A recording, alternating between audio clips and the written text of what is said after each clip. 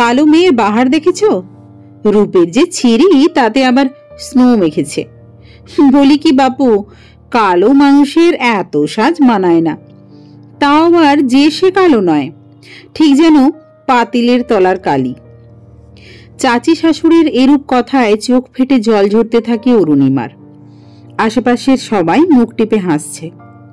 তাদের মধ্যে শাশুড়ি ননদও আছে। অতি সন্তর্পণে চোখের পানি মুছে অরুণিমা।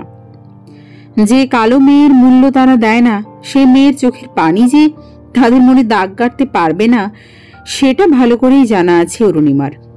তাই অরণ্যে রোদন করতে চায় না সে। সংসারের যাবতীয় কাজ সেরে সবাইকে খাইয়ে নিজে খেতে খেতে প্রায় সেই শেষ বিকেল হয়ে যায়। কেউ একটিবার বলেও না খেয়ে নিতে। সবার খাওয়া শেষে তলানিতে যা থাকে তাই খেয়ে পেট ভরাতে হয়। তবুও কারো নামে কোনো অভিযোগ নেই অরুণিমার। ও একটু ভালোবাসা চায়, চায় অল্পখানিক সম্মান। বিনিময়ে সব কাজ করতেই রাজি।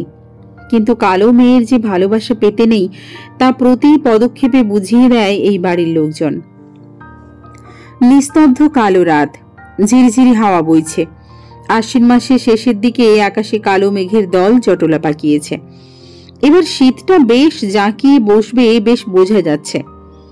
অরুণিমা ব্যালকনিতে দাঁড়িয়ে অন্ধকারের সৌন্দর্য দেখতে ব্যস্ত। ছোটবেলায় বাবা বলতো, অন্ধকারেরও নিজস্ব সৌন্দর্য আছে, যা সবাই দেখতে পায় না। সেই দিন থেকে অরুণিমা অন্ধকারের সৌন্দর্য খুঁজেছে। যখন একটু বড় হয়েছে, একটু একটু করে মানুষের অবহেলা উপহাস পেতে পেতে ক্লান্ত হয়ে পড়েছে, তখন অন্ধকারই হয়েছে ওর একমাত্র সঙ্গী।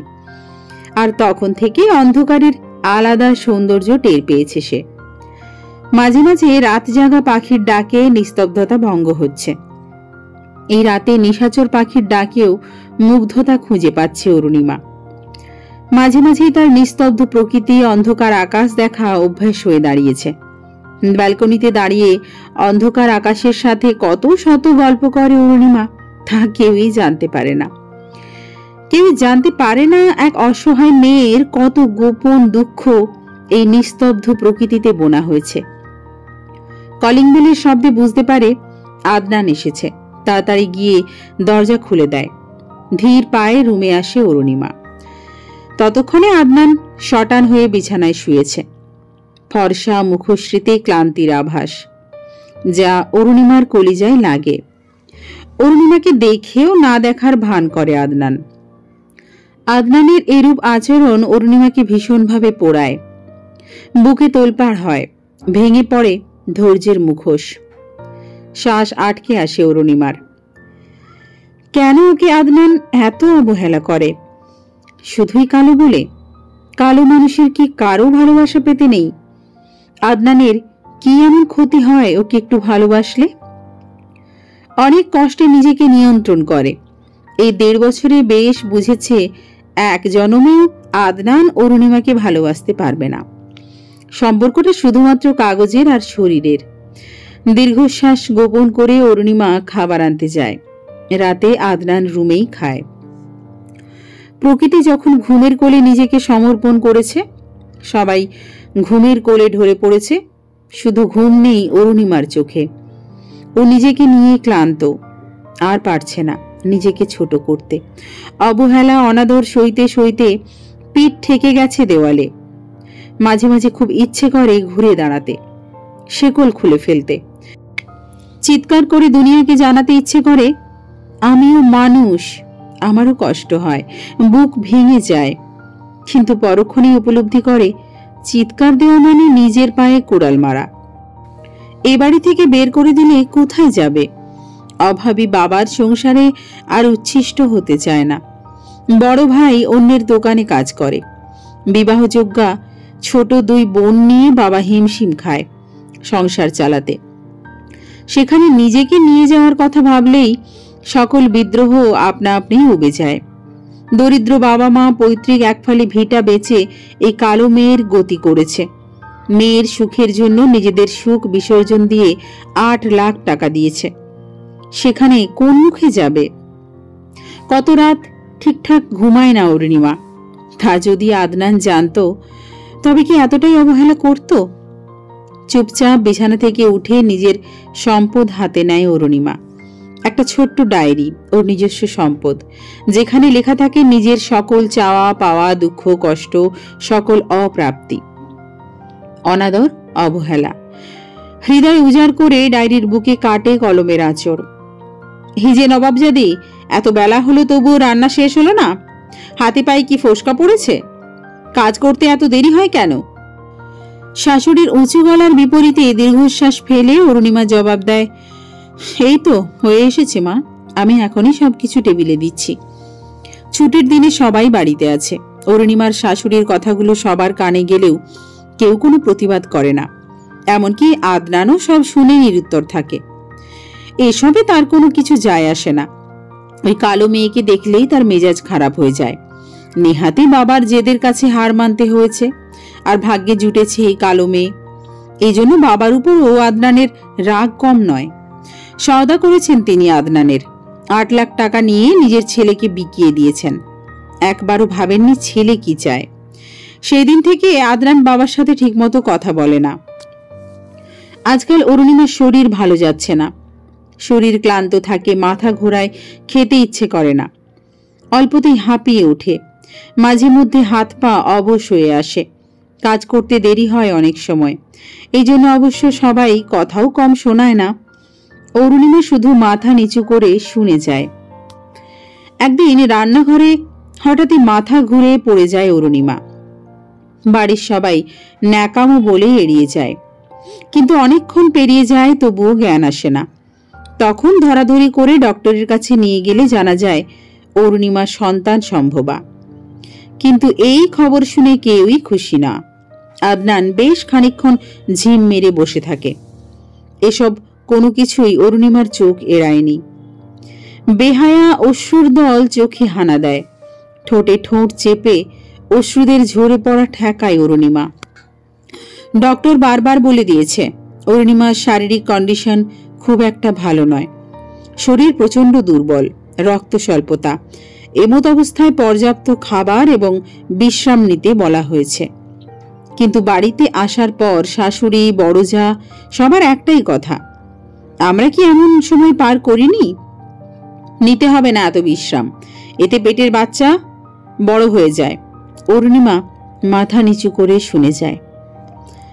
কেটে যায় 2 মাস।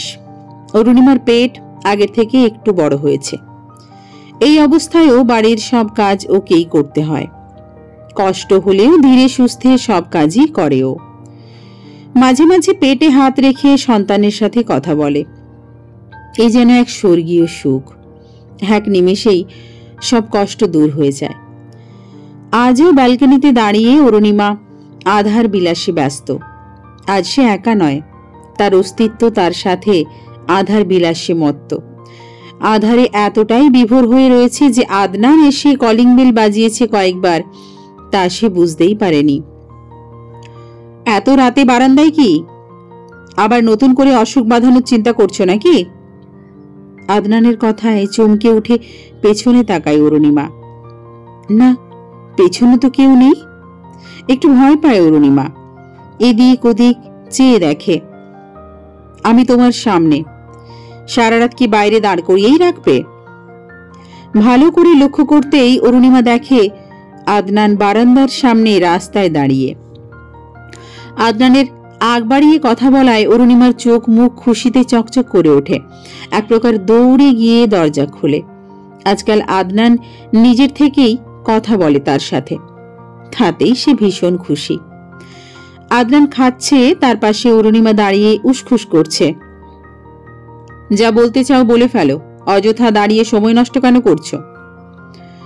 অরুণিমার দম বন্ধ হয়ে আসার জোগাড়। না বলতেই উনি বুঝে ফেললেন আমি কিছু বলবো। আসলে বিয়ের পর থেকে বাবার বাড়ি যাই না, কতদিন বাবা মাকে দেখি না, খুব দেখতে ইচ্ছে করছে ওদের। আদনান ভাবে, তাই তো, এই মেয়ে বিয়ের পরদিন সেই যে এসেছে আর ওদিকে যায়নি। আচ্ছা, আমি আম্মাকে বলবো। এত সহজে যে আদনান রাজি হবে তা ভাবতেই পারেনি অরুণিমা। সকালে খাবার টেবিলে বসে আদনান ওর মাকে জানায় অরুণিমা বাবার বাড়ি যেতে চায়। শোনার সাথে সাথে রেগে আগুন হয়ে যায় অরুণিমার শাশুড়ি। অরুণিমার বড় জা ও শাশুড়ির সাথে গলা মেলায়। তাদের একটাই কথা, এখন অরুণিমার কোথাও যাওয়া চলবে না। অরুণিমার যা ভাবে ও বাপের বাড়ি গেলে সব কাজ তার নিজের করতে হবে, তা কোনোভাবেই হতে দেওয়া যাবে না। এত বড় সংসারের কাজ, এত সব ঝামেলা সে কিছুতেই কাঁধে নিতে চায় না। আর অরুণিমার শাশুড়ি ভাবে, এই মেয়ে যেভাবে সকল কাজ করে তাতে একটা কাজের মানুষের খরচ বেঁচে যায়। ও বাপের বাড়ি গেলে সব কাজ তার নিজের হাতে করতে হবে, তা কোনোভাবেই হতে দেওয়া যাবে না। এবারও অরুণিমা নিশ্চুপ, নিরুত্তর থাকে। তার আর বাবার বাড়িতে যাওয়া হয় না। বহমান সময় থেমে থাকে না, নিরন্তর বয়ে যায়। 8 মাস চলছে অরুণিমার।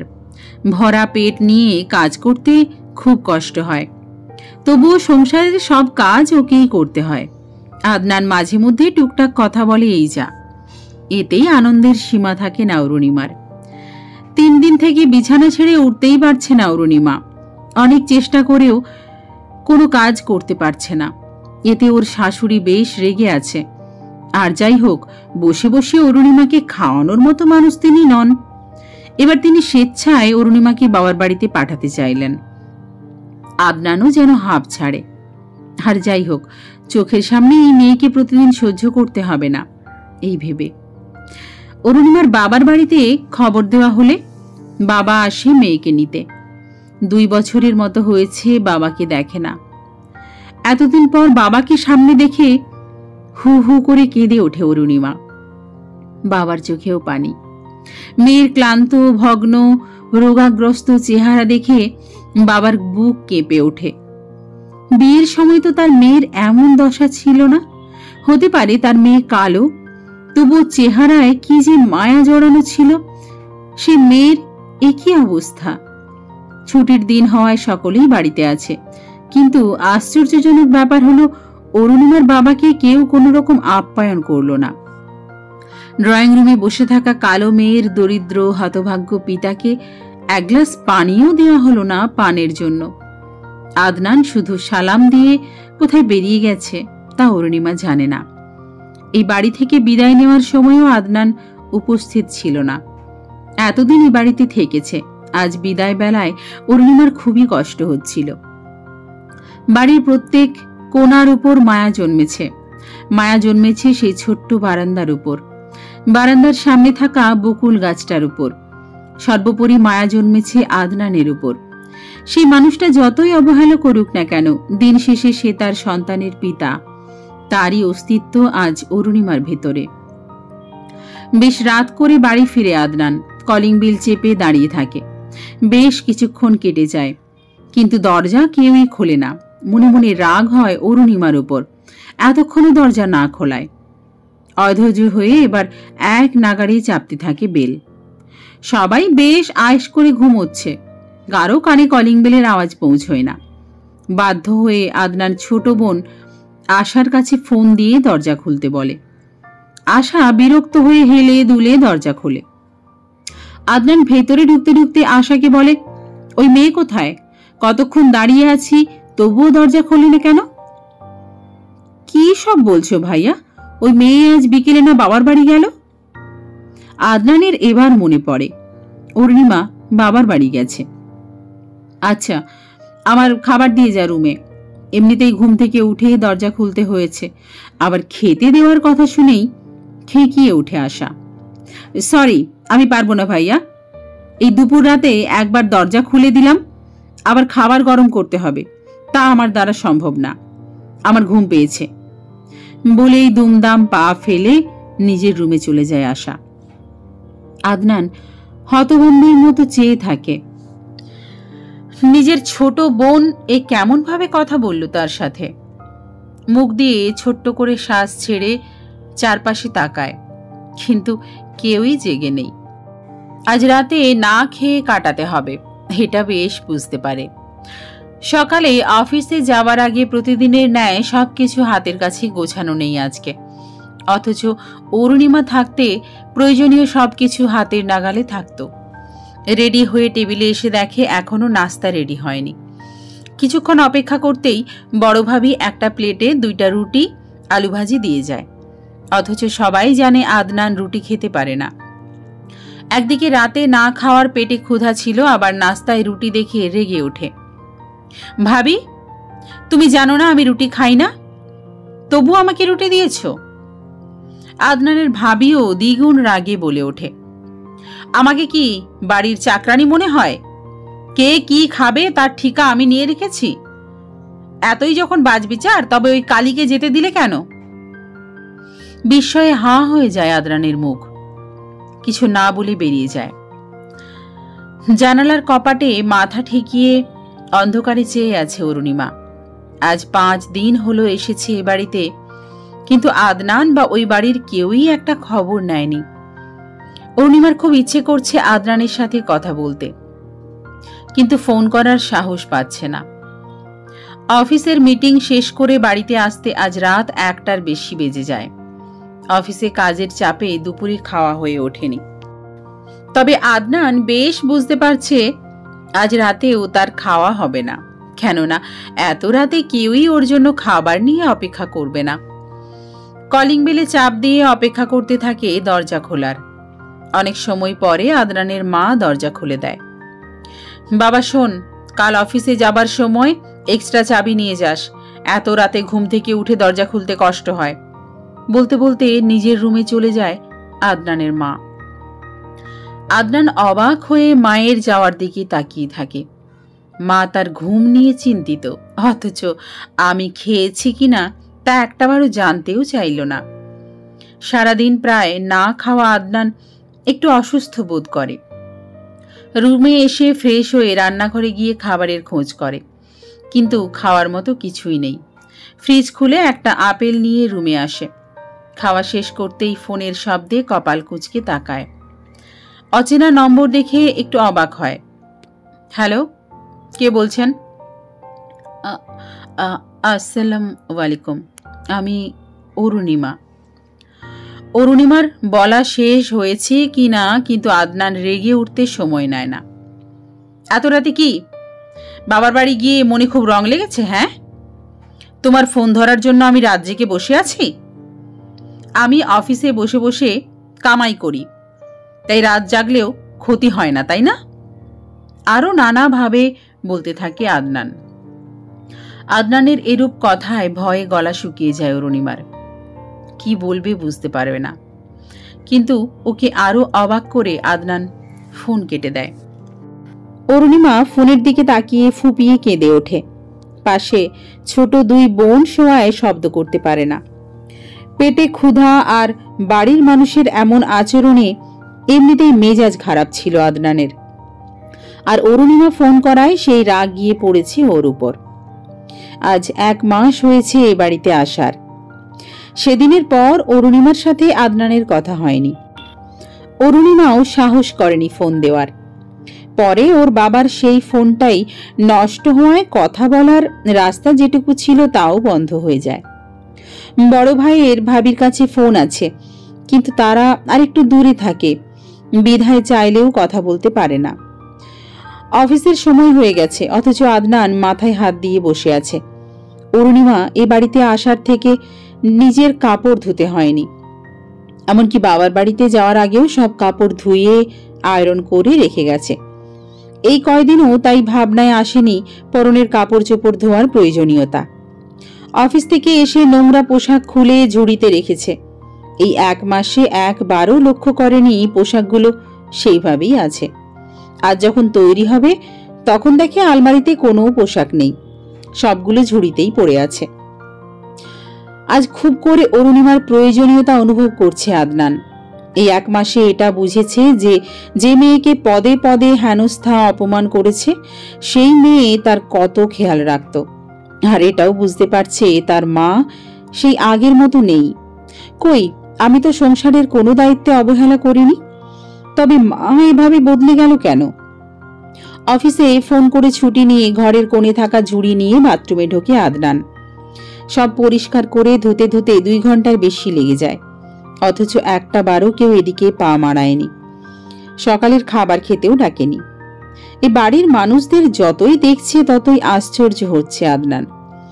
বুক ছিঁড়ে দীর্ঘশ্বাসের সাথে একটাই কথা বের হয়, এরা কি আমার আপনজন? সকালে না খেয়েই বের হয়েছিল। বাড়িতে যখন ফিরে তখন রাত 1টা। প্রতিদিনের ন্যায় আজও সবাই ঘুমিয়ে। বিছানায় শুয়ে ফোন দেয় সেই নম্বরে, যে নম্বর থেকে অরুণিমা ফোন দিয়েছিল।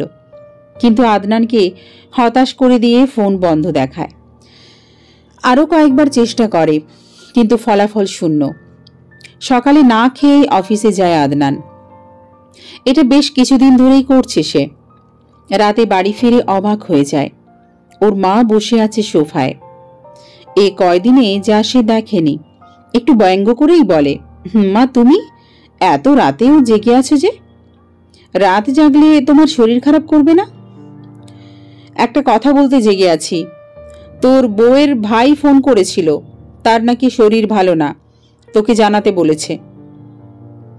আর কিছু না বলে প্রস্থান করেন তিনি। আদনানের মনে ভয় ঢুকে যায়, অরুণিমা ঠিক আছে তো? মাকে ডেকে সেই নম্বর নেয় যে নম্বর থেকে ফোন এসেছিল।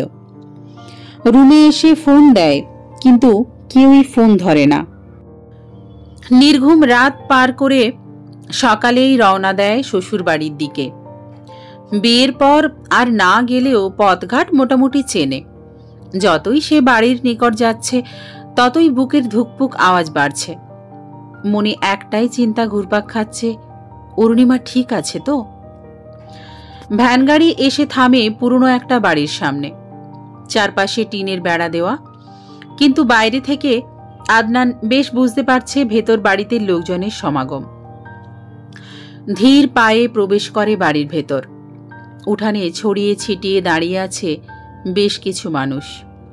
কান্নার আওয়াজ আসছে। কান্নার শব্দ পেয়ে হৃদস্পন্দন থমকে যায় আদনানের। উঠানে ভালো করে নজর দিতেই দেখল একপাশে খাটিয়া রাখা, কাউকে সেখানে শুয়ে রাখা হয়েছে। সেখানে বসে কয়েকজন মেয়ে কুরবান তিলওয়াত করছে। এদের কাউকেই চেনে না আদনান। দোদুল্যমান পায়ে খাটিয়ার পাশে দাঁড়ায়। অস্ফুট স্বরে একজনকে জিজ্ঞেস করে, কে এখানে শুয়ে আছে?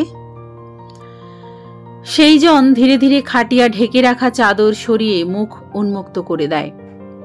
খাটিয়ায় শুয়ে থাকা মুখটা দেখে 2 কদম পিছিয়ে যায় আদনান। হাত থেকে পড়ে যায় ফল মূল মিষ্টির প্যাকেটগুলো। এ কি দেখছে সে? কিছুই ভাবতে পারে না। নিজের নিয়ন্ত্রণ নিতে না পেরে ধপ করে পড়ে যায়। আশেপাশের লোকজন দৌড়ে এসে ধরাধরি করে বসিয়ে দেয়। কথা বলার কোনো শক্তি আজ তার শরীরে নেই। শুধু এক দৃষ্টিতে চেয়ে আছে সামনে থাকা খাটিয়ার দিকে। এই সেই মেয়ে যাকে সে ক্ষণে ক্ষণে অপমান অবহেলায় জর্জরিত করে রেখেছিল।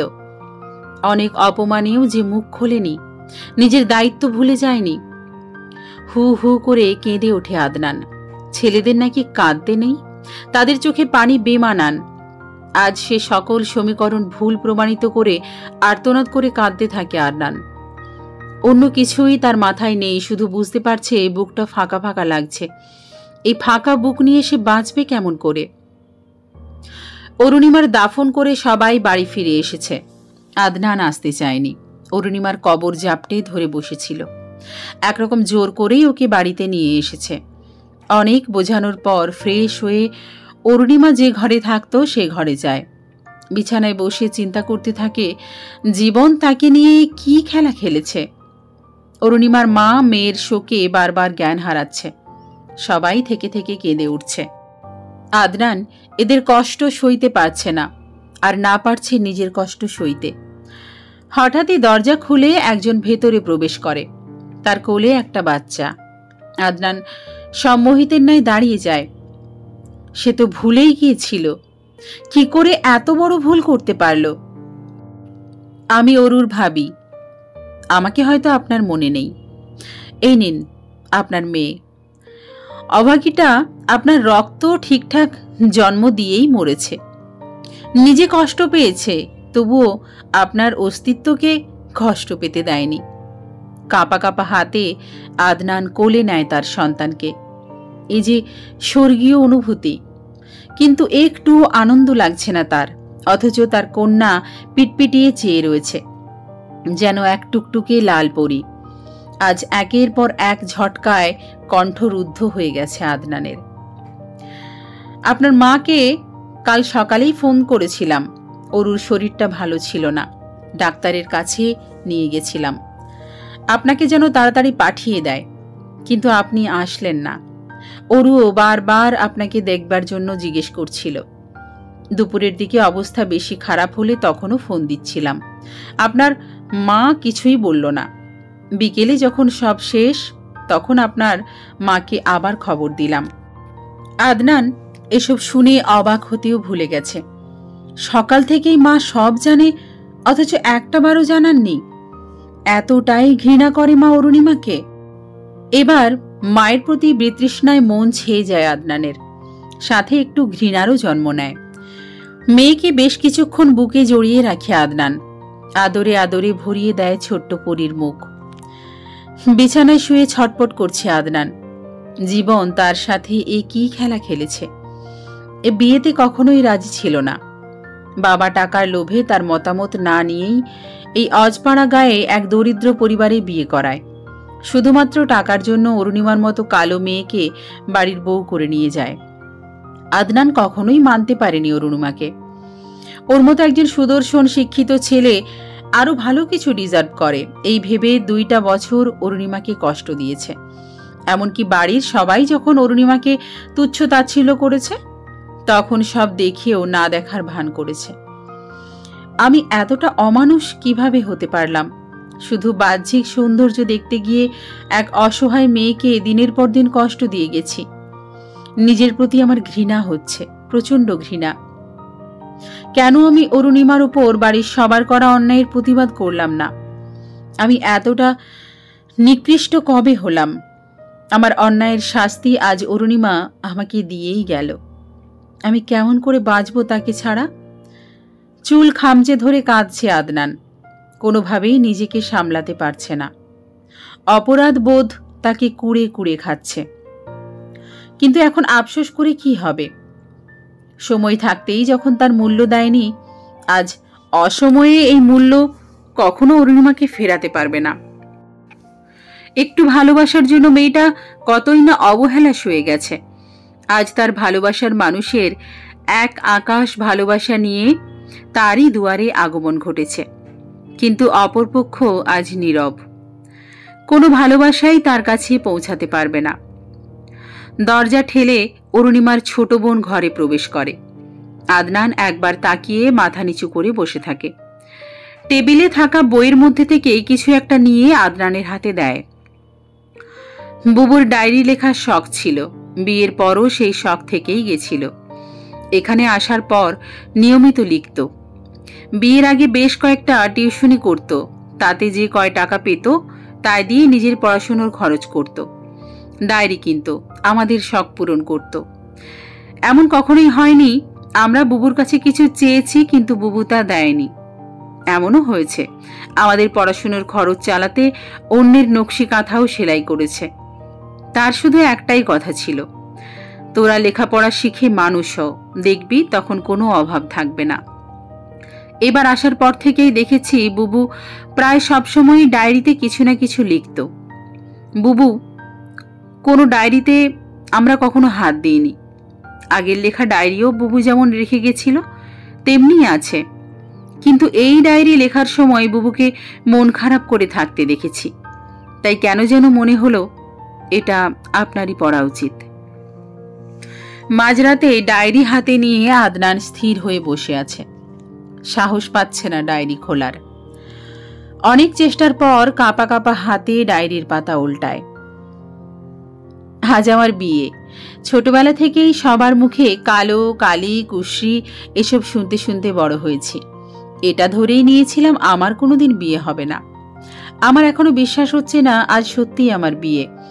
প্রথম পাতায় শুধু এতটুকুই লেখা। আদনান আরেকটা পাতা উল্টায়। ছোটবেলা থেকে ডায়েরি লেখার শখ ছিল। আমার সুখ দুঃখের সঙ্গী ছিল কয়েকটি ডায়েরি। কিন্তু আজীবন যে এই ডায়েরি আমার সঙ্গী হবে তা কি আমি জানতাম? বিয়ে নিয়ে প্রত্যেক মেয়েরই কিছু না কিছু স্বপ্ন থাকে, আমারও ছিল, কিন্তু আমি ভুলেই গিয়েছিলাম কালো মেয়েদের স্বপ্ন দেখা বারণ। তারা শুধুই মানুষের প্রয়োজন হয়, প্রিয়জন নয়। যে মানুষটার হাত ধরে এ বাড়িতে পা রেখেছিলাম সে মানুষটা আমার নয়। সে আমার দিকে ফিরেও তাকায় না। কেমন করেই বা তাকাবে? আমার মতো কুৎসিত মেয়ে তার মতো সুদর্শন সুপুরুষের পাশে দাঁড়ানোর যোগ্য নয়। এতটুকু পড়েই আদ্রানী চোখ দিয়ে পানি ঝরতে শুরু করে। চোখ মুছে পুনরায় মনোযোগ দেয় ডায়েরিতে। এত কষ্ট কেন হয়? অবহেলা এত কষ্টের তা কোনোদিন বুঝতে পারিনি। কালো বলে অনেকেরই কটু কথা শুনেছি, কিন্তু আপনজনের কাছ থেকে কখনোই অবহেলা পাইনি। কিন্তু এ বাড়িতে আসার পর থেকে অবহেলা যেন আমার নিত্য সঙ্গী। এ বাড়ির সবার অবহেলা অপমান সইতে পারি, কিন্তু তার করা অবহেলা সইতে খুব কষ্ট হয়। বুকে চিনচিন ব্যথা করে। সে কি একটুও বোঝে না আমার কষ্ট? তার মুখে একটু ডাক শোনার জন্য, তার স্পর্শ পেতে, একটু ভালোবাসা পেতে তার আশেপাশে ঘুরঘুর করি। সে কি একটুও বোঝে না? সে যেন আমাকে দেখেও দেখে না। আচ্ছা, কালো হওয়া কি খুব পাপের, খুব অপরাধের? আমার কালো চেহারার পেছনে কি আমার কোনো হাত ছিল? বাহ্যিক সৌন্দর্যই কি সব? ছোটবেলায় কারো মুখে কালি ডাক শুনলে বাড়িতে এসে কেঁদে ভাসাতাম। তখন বাবা সান্ত্বনা দিয়ে বলতো, আমি কালো নই, আমি নাকি কৃষ্ণকলি। আমার কালো হওয়ায় নাকি কালোর সৌন্দর্য প্রকাশ পেয়েছে। বাবার এরূপ কথায় মন খারাপ নিমেষেই উবে যেত। কিন্তু একটা সময় পর ধীরে ধীরে বুঝতে পেরেছি বাবা আমাকে সান্ত্বনা দিতেই কথাগুলো বলতো। এরপর এই বাড়িতে এসে বুঝলাম কালো বরণ আমার আজন্ম পাপ। আমি কালো, তাই আমি পাপী। আমার ভালোবাসা পেতে নেই। এতটুকু পড়েই আদনানের দম বন্ধ হয়ে আসে। একটু তাজা বাতাসের জন্য হাঁসফাঁস করতে থাকে। আমার এমন লাগছে কেন? এত কষ্ট কেন হচ্ছে আমার? অরুণিমা সব সত্যি লিখেছে, তবুও আমার এত কষ্ট কেন হচ্ছে? টেবিলের উপর রাখা প্লাস্টিকের জগে রাখা পানি ঢকঢক করে পান করে আদনান। ডায়েরির পাতা উল্টাতে এখন ভীষণ ভয় করছে তার। মাথা নিচু করে বসে থাকে কিছুক্ষণ, সাহস সঞ্চার করে আবার ডায়েরির পাতা উল্টায়। আজ আমি ভীষণ খুশি। উনি আজ আমার সাথে কথা বলেছেন। আমাকে ডেকে জিজ্ঞেস করেছেন আজ কি রান্না হয়েছে। আচ্ছা, এমনিভাবেই কি তিনি আমার সাথে কথা বলতে পারেন না? আজ বাড়িতে মেহমান আসবে। শাশুড়িমা আমাকে রান্না করতে বলেছেন। কত রকম খাবার রান্না করেছি। এ বাড়িতে আসার পর কত রান্না শিখেছি। বাবার বাড়িতে যে খাবারগুলোর নামও শুনিনি, এখানে হর হামেশাই সেগুলো রান্না হয়। আমার খুব মনে পড়ে বাবা মা ভাই বোনদের কথা। ওরা কি খাচ্ছে? মেহমানরা আমার করা রান্নার প্রশংসায় পঞ্চমুখ। তারা খাবারগুলো কে রান্না করেছে জিজ্ঞেস করায় শাশুড়িমা বললেন তিনি ও তার বড় বৌমা মিলে রান্না করেছেন। কি আশ্চর্য! উনি অফিস থেকে এসে খুব তৃপ্তি নিয়ে খেলেন। প্রতিদিনের তুলনায় আজ একটু বেশি খেয়েছেন। আদনান অবাক হয়ে গেছে। পরদিন মাকে জিজ্ঞেস করেছিল গতকালে রান্না কে করেছিল। মা বলেছিলেন তিনি একা একা হাত পুড়িয়ে রান্না করেছেন।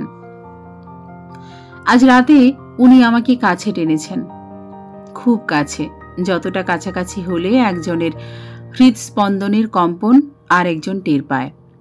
আমি জানি উনি শুধুমাত্র জৈবিক চাহিদার জন্যই আমাকে কাছে টানেন। এতে কোনো ভালোবাসা থাকে না, কিন্তু আমার বেহায়া মন তার ছোঁয়াতেই সকল সুখ খুঁজে নেয়। উনি অফিস থেকে ক্লান্ত হয়ে বাড়ি ফিরলে তার ওই ঘর্মাক্ত মুখের দিকে তাকালে খুব মায়া হয়। পরিবারের জন্য কতই কষ্ট করেন তিনি, কিন্তু পরিবার ওনার কষ্টের মূল্য দেবে তো? আচ্ছা, উনি আমাকে এত ঘৃণা কেন করেন?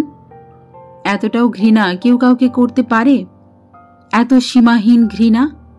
আগে জানতাম ভালোবাসা সীমাহীন, কিন্তু ওনার সাথে বসবাস করার পর বুঝতে পারলাম এটা ভুলভাল কথা।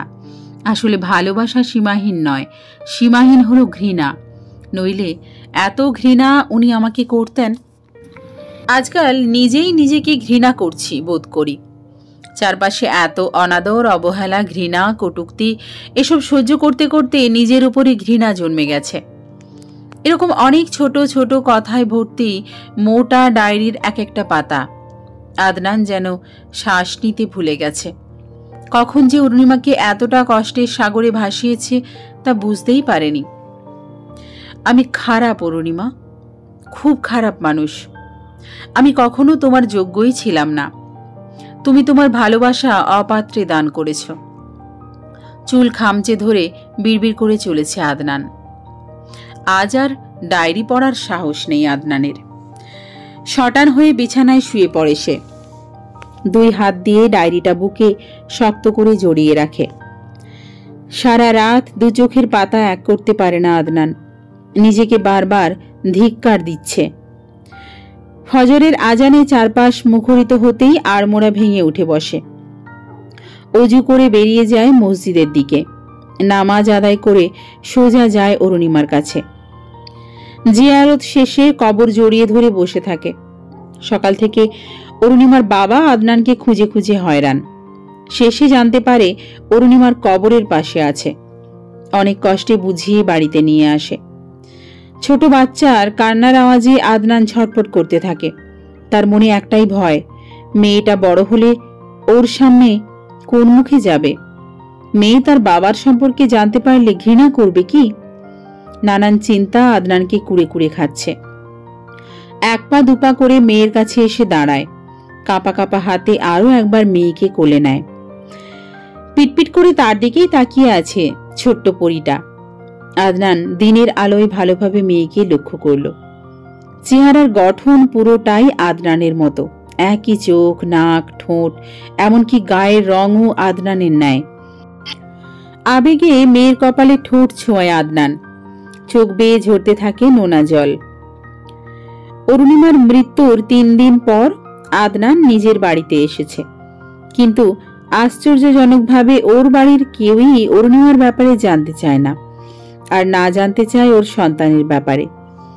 আদনানের বিতৃষ্ণা এসে গেছে পরিবারের লোকজনের উপর। ও মনে মনে কিছু সিদ্ধান্ত নিয়েছে।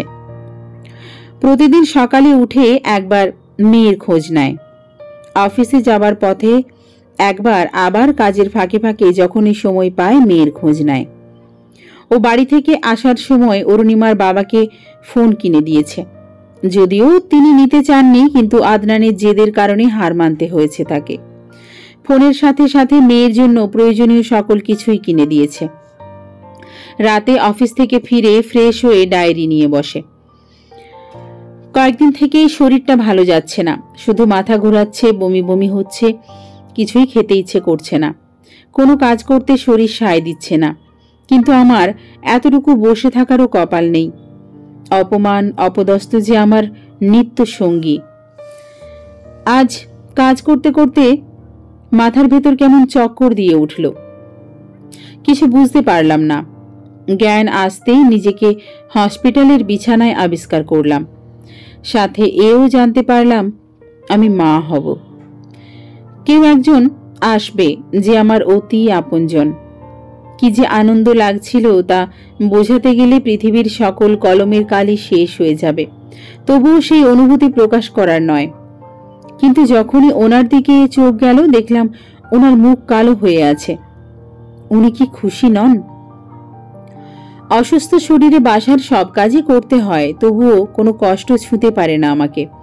আমার ছোট্ট সোনার কথা ভাবতে ভাবতেই কখন যে সময় পেরিয়ে যায় বুঝতেই পারি না। ইদানিং লক্ষ্য করছি উনি আমার বেশ খেয়াল রাখেন। বাবার বাড়িতে যেতে চাওয়ায় আমার হয়ে ওনার মাকে বলেছেন। রাতে বাড়ি ফেরার সময় কিছু না কিছু খাবার নিয়ে আসে। এই তো কয়েকদিন আগেও ক্ষুধায় কষ্ট পেতাম, এখন মোটেও কষ্ট হয় না। যদিও বিষয়টি আমার শাশুড়ি মা জানেন না। জানলে এ বাড়িতে লবণ পান্তা ভাত যাই জুটতো না কেন তাও বন্ধ হয়ে যাবে।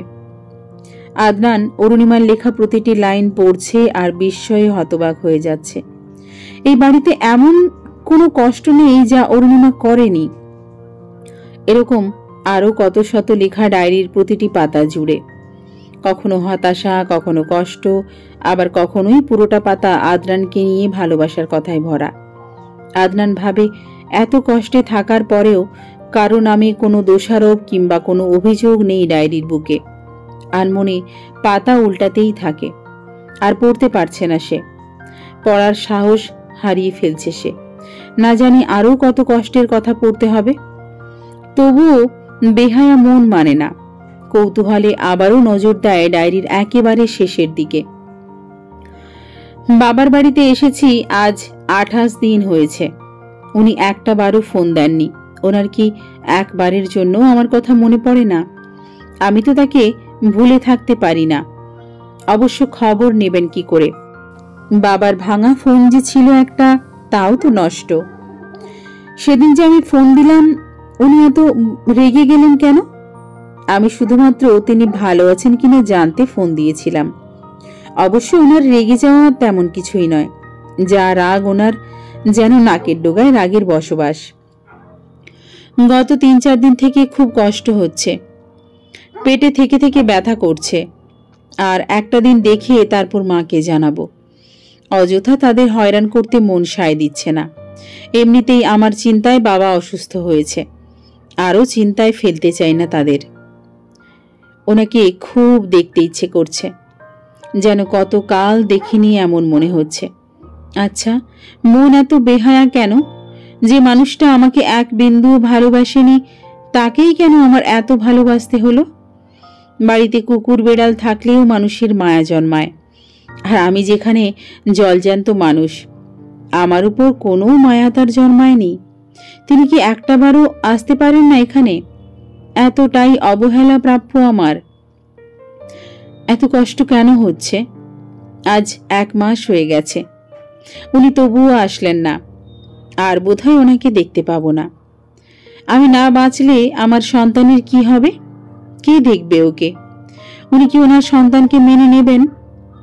আল্লাহ, আর কত চিন্তা করতে হবে আমাকে? আর কত ধৈর্য ধরবো আমি? আজ সকল ধৈর্যের বাঁধ ভেঙে যাচ্ছে।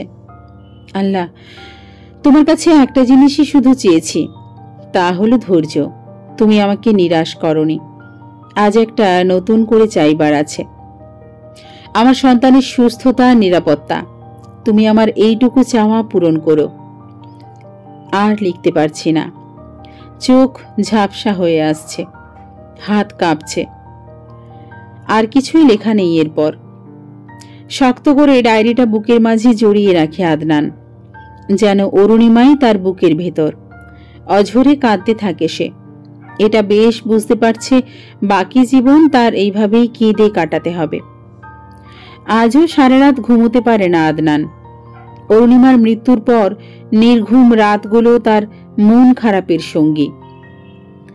আজকাল নিজেকে কেমন নিরুত্তাপ লাগে আদনানের। সেই রাগী জেদি আদনান যেন এই কয়দিনে একদম মিয়ে গেছে। রাতে ঠিকঠাক ঘুমোতে পারে না। চোখ বুঝলেই অরুণিমাকে দেখতে পায়, যেন ব্যঙ্গের হাসি হাসছে চেয়ে থাকে আদনানের পানে। চোখ খুললেই শূন্যে মিলিয়ে যায়। নিয়মিত অফিস করে ছুটির দিনে মেয়ের কাছে ছুটে যাওয়া এখন তার রুটিনে পরিণত হয়েছে। ছোট্ট মেয়ের মুখটা দেখেই সারা সপ্তাহের ক্লান্তি ঘুচে যায়। অবিশ্বাস্য হলেও সত্যি, এতদিনে একবারও আদনানের বাড়ির কেউই অরুণিমা অথবা ওর মেয়ের কথা জানতে চায়নি। তারা যেন বেমালুম ভুলে গেছে অরুণিমা বলে কেউ ছিল। আদনানের সাথে ওর বাড়ির লোকজনের সম্পর্ক একেবারে তলানিতে ঠেকেছে। আদনান ওর অরুণিমার এরকম পরিস্থিতির জন্য কাউকে ক্ষমা করতে পারবে না, এমনকি নিজেকেও ঘৃণা করতে শুরু করেছে। সবসময় এটা ভেবে চলেছে আরেকটু দায়িত্ববান হলে আজ অরুণিমাকে হারাতে হতো না, তার ছোট্ট মেয়েটা এতটুকুন বয়সে মা হারা হতো না। আজ বৃহস্পতিবার, অফিস শেষ করেই আদনান ছুটবে মেয়ের কাছে। 3 দিন ছুটি নিয়েছে অফিস থেকে।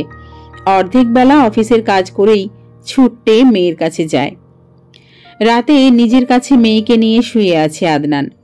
2 মাস বয়স হয়েছে, 3 দিন আগেই। এক দৃষ্টিতে মেয়ের দিকে তাকিয়ে আছে আদনান। কি সুন্দর পিটপিটিয়ে চেয়ে আছে মেয়েটা।